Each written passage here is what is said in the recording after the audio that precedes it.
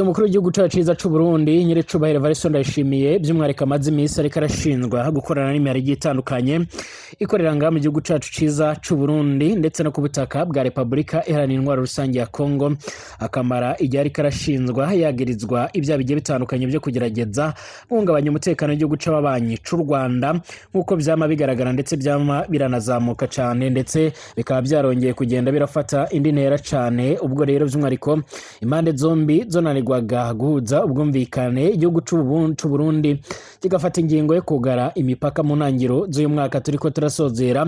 Umukuru w'igihugu cacu ciza c'u Burundi Evariste Ndayishimiye yongeye kwirengagiza ibimenyetso by'umwariko bigaragaza ndetse binamushinza yuko ariko arakorana na bamwe mu bakoze ihonyabwoko nga mu Rwanda mu mwaka w'1994 bo muri FDLR.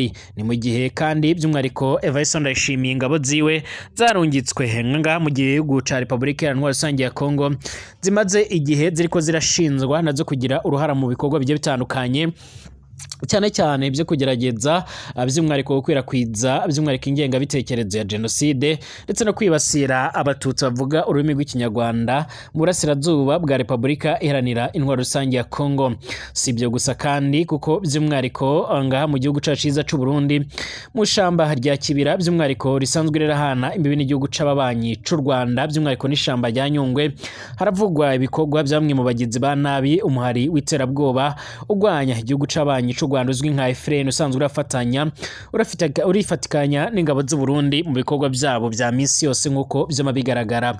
Ibi byose by'umwariko biriko birashinzwa umukuru w'igihugu cacu ciza c'u Burundi arakomeje gushinzwa ibi kandi mu gihe mu Burundi bariko baritegurira amatora yimirijwe nga muri icyo gihugu azotangura muri mwaka tugiye kwinjiramo w'2025 by'umwariko na gatanu kuko amakuru yama aradusumira. Batari bakeya rero baraca by'umwariko baremeza ndetse bakagaragaza ko Evariste Ndayishimiye nuko ariko aratera utwatsi by'umwariko ibyo byaha biriko biramwagiriza by'umwariko byose ari ukuri nkuko byoma bigaragara.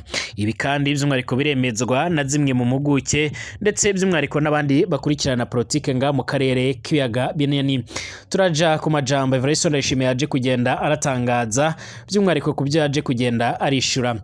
Antonio Blinken yarasabye Perezida Tshisekedi gusenya FDLR nk'izingiro ryo gukemura ibibazo biri mu burasirazuba bwa Repubulika Iharanira Intwaro Rusange ya Kongo.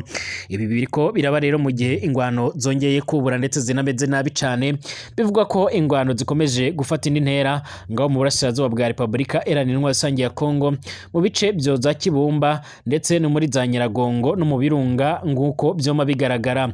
Amakuru aremeza neza ko umuhari wa M23 ukomeje kugenda uragerageza kwihagarurira ibice byinshi cyane bigiye bitandukanye ndetse batari bakeya bakaba ariko barashimangira ndetse baranemeza neza yuko by'umwariko ibikomeje kugenda bigaragara ndetse n'ibikomeje kugenda biratangazwa byose biteye ubwoba mu nyuma y'urugamba rukomeje kugenda rurafata indi ntera mu nyuma y'ibihe bidasanzwe by'umwariko bikomeje kugenda by'umwariko biragaragara mu gisirikare ca Repubulika Iharanira Intwaro Rusange ya Kongo.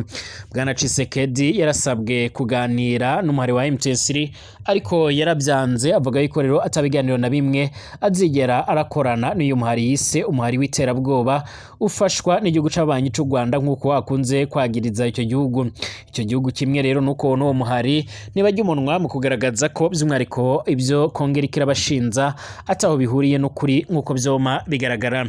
Kaze kuri mwese mutwumviriza kuri nomboresha kure ya China yanyu Burundi News TV, imbonesha kure imwe rudende ibandanya kubashikiriza amakuru akomeye cyane, amakuru yihuta kandi agezweho agaruka ku mutekano, politike, diplomasi ndetse n'ibindi bigiye bitandukanye. Ndabaha ikaze kuri mwe mwese mutwumviriza muri ngaha mu gihugu cacu ciza c'u Burundi mu karere k'ibiyaga binini mu bihugu bigiye bitandukanye by'ababanyi. Ndabifuriza kumererwa neza cyane. Ndabaha ikaze kandi mwese abatwumviriza by'umwariko ari ku mugabane w'Uburaya, Asia, Australia, Amerika ndetse n'ahandi hose. Ndabahaye ikaze munyemerere by'umwariko amakuru n'ibiganiro byacu tuyatangurire ngaha kuri Evariste Ndayishimiye umukuru w'igihugu cacu ciza c'u Burundi nk'uko byoma bigaragara.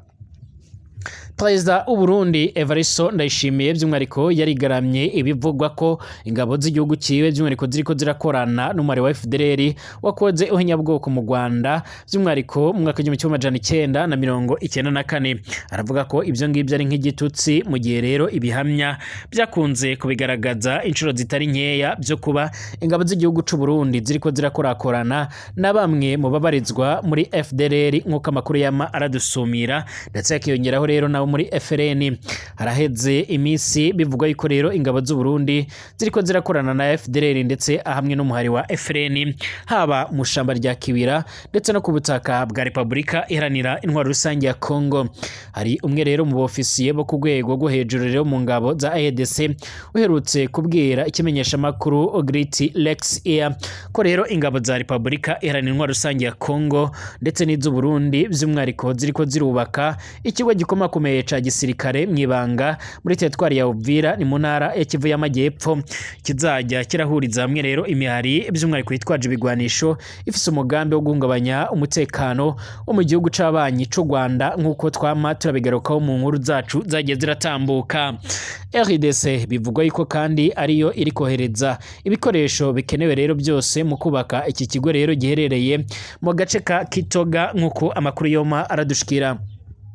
Kuri leta y'u Burundi rero by'umwihariko biravuga ko rero imaze imisi itegura inama zihuza n'imihari yitwaje ibigwanisho irimo FDLR ndetse na CNRD canke FRN zigamije kwihuriza hamwe rero kugira ngo zirabira hamwe uburyo zotera u Rwanda. Izi nama zaratanguye kuvugwa mu mpera za Kanama by'umwihariko muri 2024 nk'uko amakuru yama aradusumira.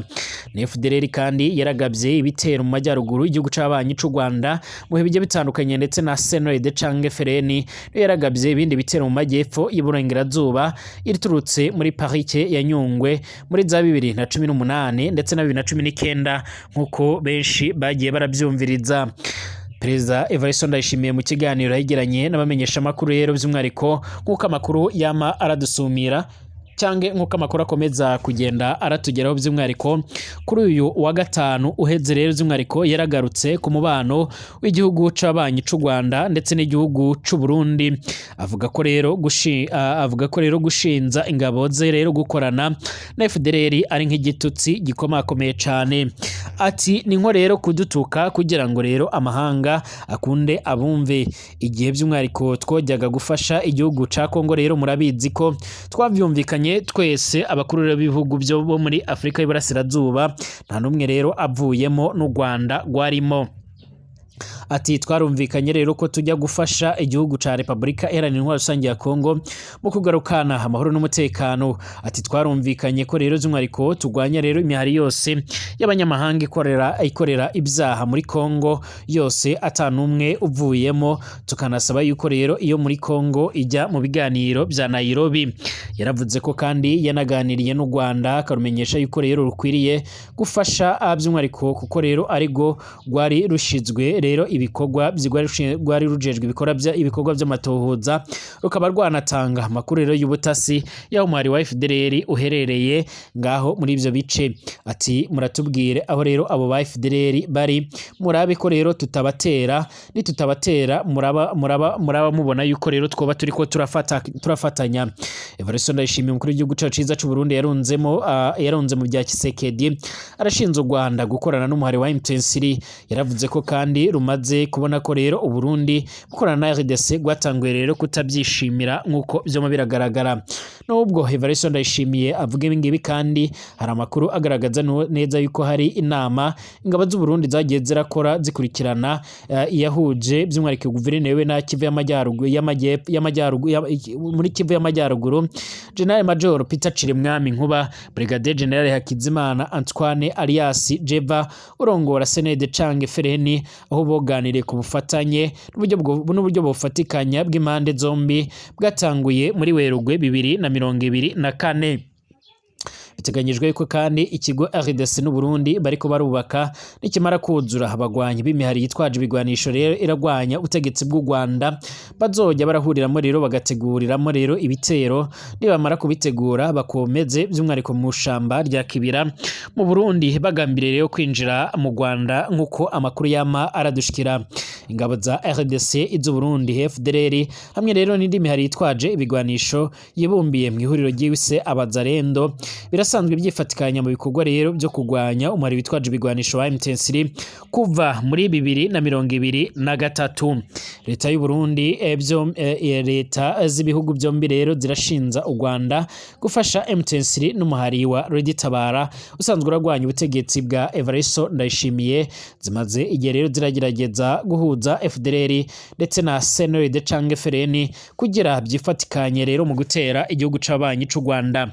Icyakora u Rwanda ni ryo munwa mu kugaragaza ko rero gwiteguye neza mu kuzohangana n'uwari we wese azogerageza kuba yohungabanya umutekano w'igihugu c'u Rwanda kuko byagiye birumvikana mu mbwigaruhame z'abategetsi b'icyo gihugu ndetse abatari bakeya by'umwariko barakomeza kugenda bagaragaza neza yuko rero mu gihe n'umwuka mubi wokomeza kugenda uratutumba hagati y'impande zombi bizoca by'umwariko bizoca biragaragaza ndetse bikanerekana neza yuko rero z'umwariko impande zombi zishobora kuzisanga mu ngwano iremereye cyane. Ibi ngibi rero byinshi baragaragaza ndetse bakanerekana neza yuko bishobora kuzoca biratuma rero z'umwariko ibihugu byombi by'umwariko bica birinjira mu rugamba rukomakomeye cyane.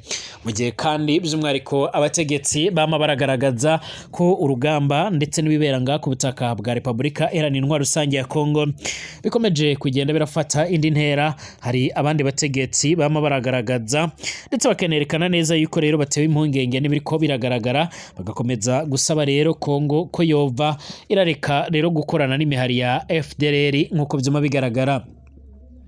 Umunyabanga wa leta zunze ubumwe za Amerika rero ajejwe ubanye n'amahanga Antonio Blinken yaragiranye ikiganiro na perezida wa Repubulika Iharanira Intwaro Rusange ya Kongo Félix Antoine Tshisekedi caragarutse ndetse kinibanda ku kugarukana umutekano burasirazuba bwa RDC.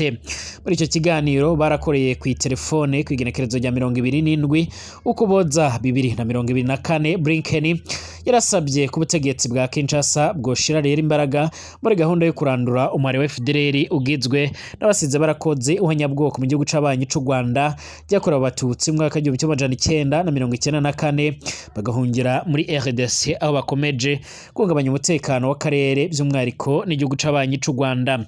Antonio Blinken yarabwiye Tshisekedi ko rero kugira ngo amahoro ahinde murasirazuba bwa RDC iki gihugu kirakwiriye gushira rero imbaraga mu kubahiriza amasezerano ya Rwanda ndetse na Kenya ashyira imbere ibiganiro ku mpande zombi zihanganye.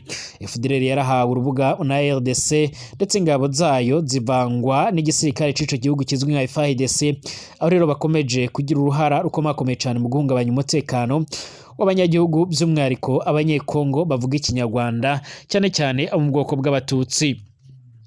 N'ibintu umuhari wa M23 rero uhora urwana ugaragaza ko rero utazigera wemera kureberera ko rero abo baturage baca bakomeza kwicwa bazira uko bovutse.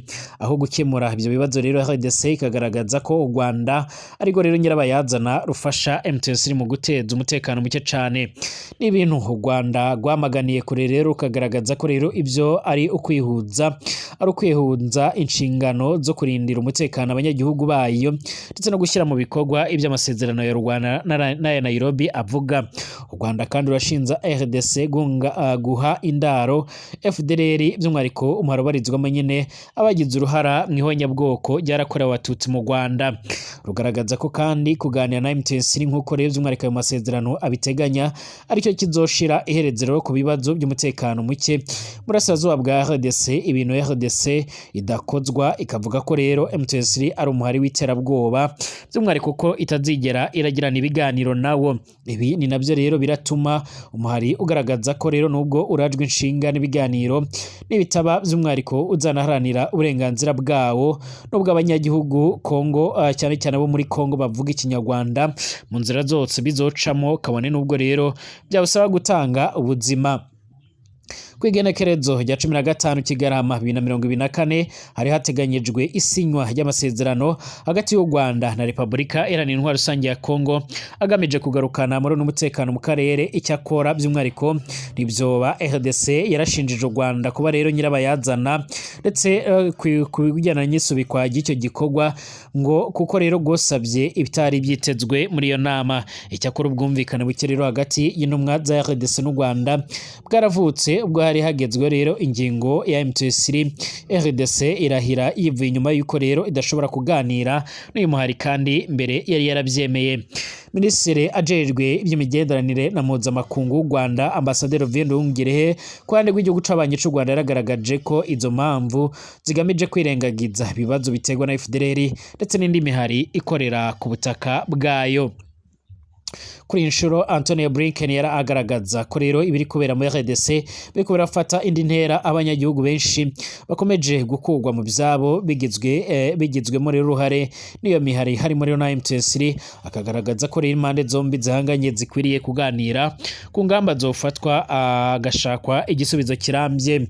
Yanashimiye bwana Tshisekedi rero ku mikoranire ye n'uwahoze ari perezida wa Kenya akaba umuhuza mu masezerano ya Nairobi bwana Uhuru Kenyatta. Icyakora Kenyatta we arashigikiye ko rero ikizashyira iherezo kuri ibibazo ari uko rero ADC yaganira by'ako kanya na M23 nubwo Kinshasa itabikozwa. Mu Gushyingo 2023 nibwo rero u Rwanda RDC byari byemeranyije ndetse bishyira umukono rero kuri gahunda igaragaza ko rero uwo muhari wa FDLR uzosenywa u Rwanda nagwo rugaca rurakuraho by'umwihariko ingamba z'ubwirinzi rwashyizeho rero kubera impungenge z'umutekano wago bitewe n'ibibazo biri ngaha mu burasirazuba bwa Repubulika Iharanira Intwaro Rusange ya Kongo. Mbashimire dusubira mu masaha ari imbere tugaruka ku yandi makuru y'ikaravugwa ngaha mu gihugu cyacu cyiza cy'u Burundi no mu karere k'ibiyaga binini.